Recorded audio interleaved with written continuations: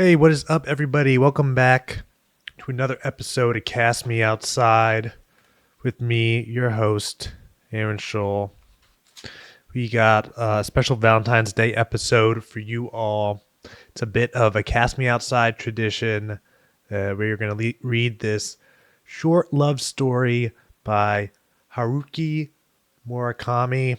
So the reason why this story is a part of my life is about 2 years ago. I was on a mission to basically get a girlfriend. Single for so long, just fed up with it. And in that kind of journey of going out there, I collected some strategies from The Game, which was a book written by Neil Strauss, where Neil Strauss infiltrated this group of pickup artists and ended up becoming one. And in that kind of world of meeting women, there's a lot of kind of set pieces where it's oh, tell her a story. There's kind of these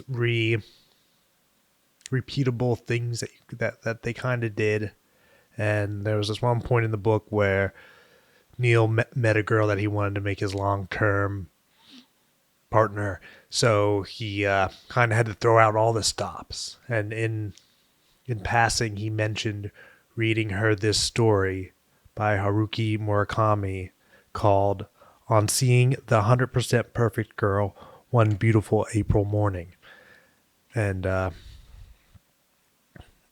just having read the book and being all about it, I was okay, I need to read this story. So I went out, I ended up finding this book, Haruki Murakami, The Elephant Vanishes. It's a collection of short stories. I probably read about 70% of this book. Enjoy it a lot. I don't know if it's the translation or what. I just really enjoy his style of writing. It's very easy to get engrossed. So I don't know what came over me, but I was doing the podcast 2 years ago. I was doing Cast Me Outside, and I decided to read it on Valentine's Day 2 years ago. And then, eventually I ended up being in a really passionate relationship. And then I read that story to her in lieu of reading it on the podcast last Valentine's Day. And now I'm single again, back kind of, kind of in a gray area. Don't know how hard I want to go as far as putting myself out there. I don't know how much energy I want to invest in finding another partner right off the bat. But, I definitely can't create the dry spell that I had to break 2 years ago. So we're going to find a happy medium, hopefully. But I'm still romantic. So, and I think it's just funny that this is the tradition now, that I want it to be a tradition where I read this story every Valentine's Day, sometimes to you, sometimes to my partner. But without further ado, let me read you this story. Let me get my mic good and everything well. On Seeing the 100% Perfect Girl One Beautiful April Morning by Haruki Murakami. One beautiful April morning on a narrow side street in Tokyo's fashionable Harajuku neighborhood, I walked past the 100% perfect girl. To tell you the truth, she's not that good looking.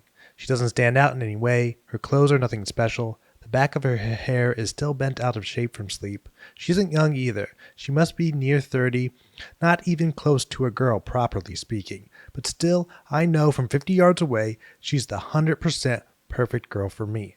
The moment I see her, there's a rumbling in my chest, and my mouth is as dry as a desert. Maybe you have your own particular favorite type of girls. One with slim ankles, say, or big eyes, or graceful fingers, or you're drawn for no good reason to girls who take their time with every meal. I have my own preferences, of course. Sometimes in a restaurant, I'll catch myself staring at a girl at a table next to mine because I like the shape of her nose. But no one can insist that his 100% perfect girl corresponds to some preconceived type. As much as I like noses, I can't recall the shape of hers, or even if she had one. All I can remember for sure is that she was no great beauty. It's weird. Yesterday on the street, I passed the 100% perfect girl, I tell someone. Yeah, he says, good looking? Not really. Your favorite type then? I don't know. I can't seem to remember anything about her, the shape of her eyes or the size of her breasts. Strange. Yeah, strange. So anyhow, he says, already bored. What did you do? Talk to her? Follow her? Nah, just passed her on the street. She's walking east to west and I west to east. It's a really nice April morning. I wish I could talk to her. Half an hour would be plenty. Just ask her about herself, tell her about myself, and what I'd really like to do.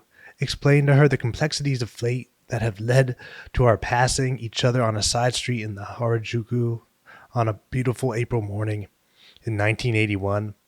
This was something sure to be crammed full of warm secrets, like an antique clock built when peace filled the world. After talking, we'd have lunch somewhere, maybe see a Woody Allen movie, stop by a hotel for cocktails. With any luck, we might end up in bed. Potentiality knocks on the door of my heart. Now, the distance between us has narrowed to 50 yards. How can I approach her? What should I say? Good morning, miss. Do you think you could spare a half an hour for a little conversation? Ridiculous. I sound like an insurance salesman. Pardon me, but would you happen to know if there's an all-night cleaners in the neighborhood? No, this is just ridiculous. I'm not carrying any laundry for one thing. Who's going to buy a line like that? Maybe the simple truth would do. Good morning. You are the 100% perfect girl for me. No, she wouldn't believe it. Or even if she did, she might not want to talk to me. Sorry, she could say, I might be the 100% perfect girl for you, but you are not the 100% perfect boy for me. It could happen, and if I find myself in that situation, I'd probably go to pieces. I'd never recover from the shock. I'm 32, and that's what growing older is all about. We pass in front of a flower shop. A small warm air mass touches my skin. The asphalt is damp. I catch the scent of roses. I can't bring myself to speak to her. She wears a white sweater, and in her right hand she holds a crisp white envelope, lacking only a stamp. So, she's written somebody a letter, maybe spent the whole night writing. To judge from the sleepy look in her eyes, the envelope could contain every secret she's ever had. I take a few more strides and turn. She's lost in the crowd. Now, of course, I know exactly what I would have said to her. It would have been a long speech, though, far too long for me to have delivered it properly. The ideas I come up with are never very practical. Oh, well, it would have started once upon a time and ended. Sad story, don't you think? Once upon a time, there lived a boy and a girl. The boy was 18 and the girl 16. He was not unusually handsome, and she was not especially beautiful. They were just an ordinary lonely boy and an ordinary lonely girl. Like all the others, but they believed with their whole hearts that somewhere in the world there lived the 100% perfect boy and the 100% perfect girl for them. Yes, they believed in a miracle, and that miracle actually happened. One day the two came upon each other on the corner of a street. This is amazing, he said. I've been looking for you all my life. You may not believe this, but you're the 100% perfect girl for me. And you, she said to him, are the 100% perfect boy for me, exactly as I'd pictured, in every detail. It's like a dream. They sat on a park bench, held hands, and told each other their stories hour after hour. They were not lonely anymore. They had found and been found by their 100% perfect other.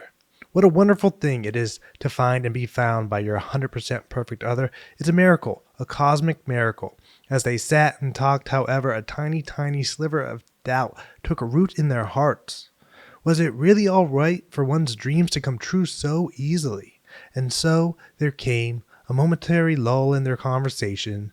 The boy said to the girl, let's test ourselves, just once. If we really are each other's 100% perfect lovers, then sometime, somewhere, we will meet again without fail. And when that happens, we know that we are the 100% perfect ones. We'll marry then and there. What do you think? Yes, she said, that is exactly what we should do. So they parted, she to the east and he to the west. The test they had agreed upon, however, was utterly unnecessary. They should never have undertaken it, because they really and truly were each other's 100% perfect lovers. It was a miracle that they had ever met. It was impossible for them to know this, young as they were. The cold, indifferent waves of fate proceeded to toss them unmercifully.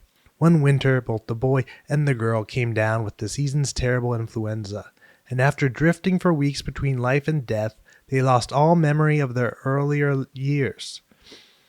When they awoke, their heads were as empty as a young D.H. Lawrence's piggy bank.